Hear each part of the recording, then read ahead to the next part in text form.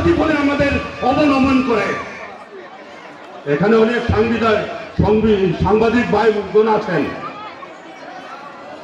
তারা আমাদেরকে সফল চেষ্টা করে আদিবাসী হিসাবে উপস্থাপনের জন্য, কিন্তু প্রশাসন থেকে নাকি তাদেরকে মাঝে মাঝে বলে এই শব্দ ব্যবহার করেন না।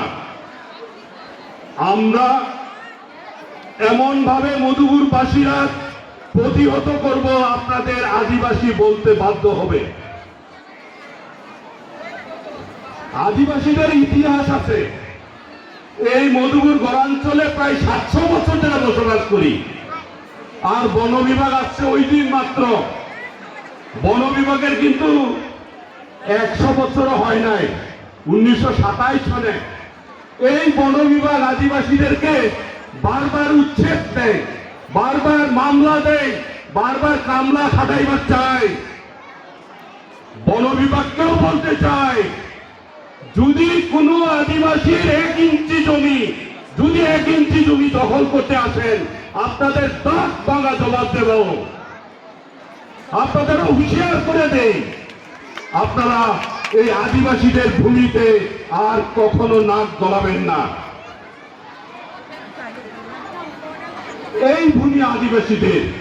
আমরা বলি যেখানে জল, যেখানে পাহাড়, যেখানে নদী, যেখানে জঙ্গল, সেটাই আদিবাসীরা বসবাস করে। আর ওই কোথাকার বিদেশি গাছপালা এনে ভরে ফেলছে।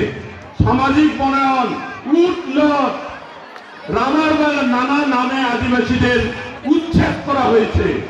গত বছরও উচ্ছেদের পাইতারা করতেছিল রামার বাগানে, যদিও সেটা প্রত্যাহার করতে বাধ্য হয়। আমরা 1947 সালে দেশ ভাগের সময় নির্যাতিত হয়েছি। আমরা 1964 সালে দাঙ্গার সময় আমাদেরকে অনেককে উচ্ছেদ হতে হয়েছে, এবং 1971-এও আমরা জীবন দিয়েছি। আমরা স্বাধীনতা সংগ্রামে রক্ত দিয়েছি। এই মধুপুর থেকে শত শত মুক্তিযোদ্ধা সংগ্রাম করেছে।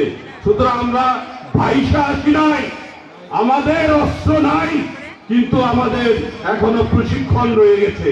সুতরাং আদিবাসীদের যাতে আমরা কখনো আর অবহেলা না করি।